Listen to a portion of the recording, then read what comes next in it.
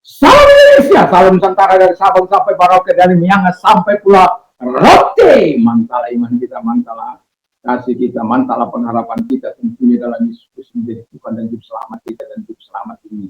Jangan katakan bahwa Yesus bukan Tuhan, jangan katakan pula bahwa Yesus bukan Juru Selamat. Dia adalah Tuhan, dia adalah Juru Selamat. Kalau engkau percaya, engkau akan selamatkan.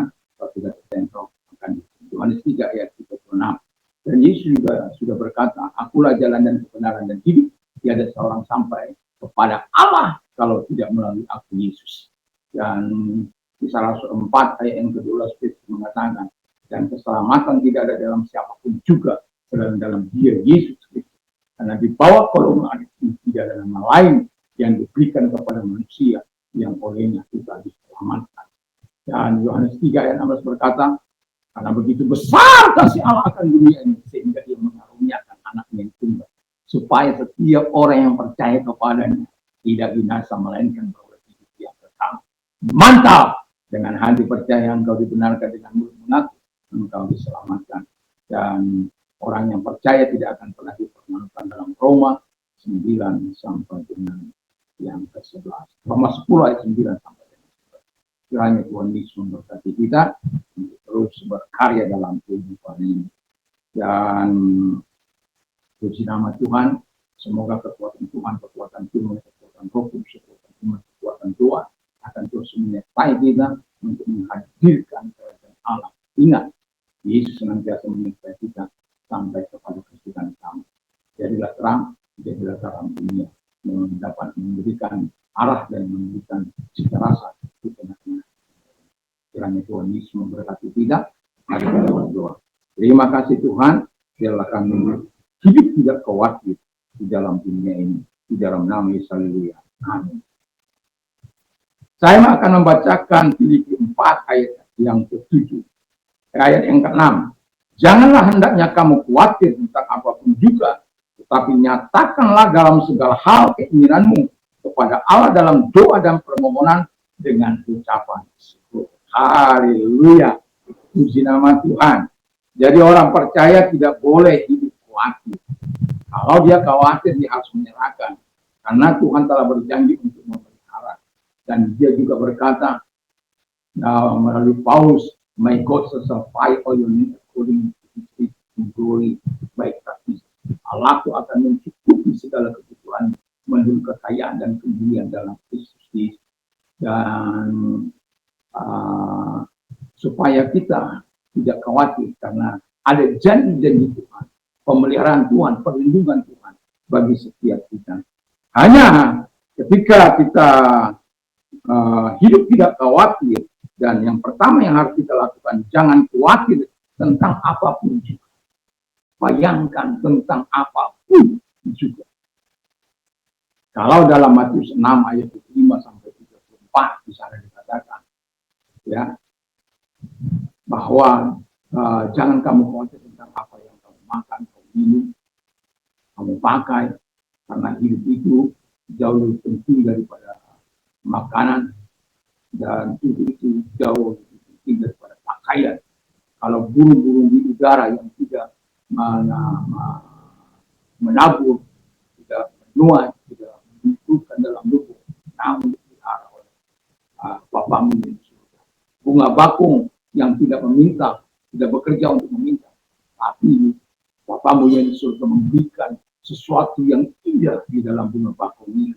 Dan bahkan dikatakan Salomo dalam segala kemudahannya tidak berpakaian salah satu seperti bunga bakung itu. Wow! Jadi tidak perlu khawatir. Karena apa? Kalau yang tidak berguna saja yang akan binasa, ya pelihara, apalagi engkau lebih berharga dari itu. Titik itu. Ya. Puji nama Tuhan. Jadi kita tidak perlu khawatir. Tidak perlu khawatir juga tentang masa depan, tentang masa depan anak-anakmu. Serahkan semua dalam tangan Tuhan, sebab aku yang memelihara. I care. Saya peduli. Itu kata Tuhan.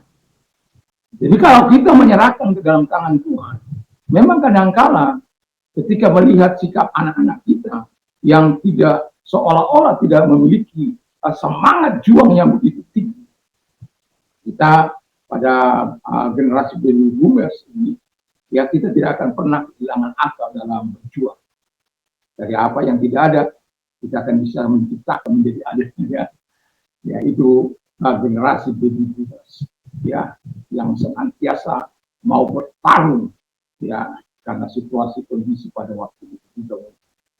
Puji nama Tuhan. Dan juga dikatakan firman Allah yang kedua, tentang jangan khawatir tentang masa depanmu, tentang masa kini maupun tentang masa depan, karena Tuhan peduli kepada engkau. Yang kedua, tetaplah berdoa untuk menyatakan segala keinginanmu kepada Tuhan. Haleluya. Jadi kita tetap perlu berdoa supaya kita tidak khawatir. Saya sering katakan, kalau 120 kali atau 100 kali Anda berdoa khawatir, maka 101 kali harus Anda berdoa. Kalau sampai 200 kali Anda masih khawatir, maka 201 kali Anda harus berdoa. Dengan arti apa masalah saya katakan di sini? Sampai kekhawatiran itu lenyap dari dirimu karena kekuatan doa yang Tuhan anugerahkan kepada. Jadi, ya, kalau kita berdoa, ingat, maka saya suka ayat ini karena apa? Dikatakan dalam Yohanes 15 ayat yang ke-17, if you abide in me. Jadi jika engkau tinggal dalam aku, and my words abide in you, dan firmanku tinggal di dalam kamu, you will ask what you desire. Engkau akan meminta apapun yang kamu inginkan, it shall be done for you, dan itu akan dilakukan kepadamu. Wow, luar biasa kan? Jadi kita harus percaya kepada Tuhan, kepada pemeliharaan Tuhan di dalam kehidupan kita. Dalam Markus 11 ayat 28 dikatakan, therefore I say to you, oleh karena itu aku berkata kepadamu, whatever you ask, apa saja yang kau minta, when you pray, ketika engkau berdoa, believe that you receive them and you will have them. Percayalah engkau telah menerimanya dan engkau akan memilikinya. Wow! Jadi berdoa tanpa ragu, berdoa dengan iman, dengan sungguh-sungguh berdoa. Yang ketiga kata firman Allah, tetaplah hidup penuh dengan syukur. Ini yang kadang-kala, ya, tadi malam saya tidak bisa tidur, jadi pagi ini saya sedang rekaman, dan kemudian dengan saya tidak bisa tidur, saya menyelesaikan khotbah, menyalin khotbah. Istri saya bilang, sudah, jangan biarlah, ya, tapi saya tidak ingin mengatakannya.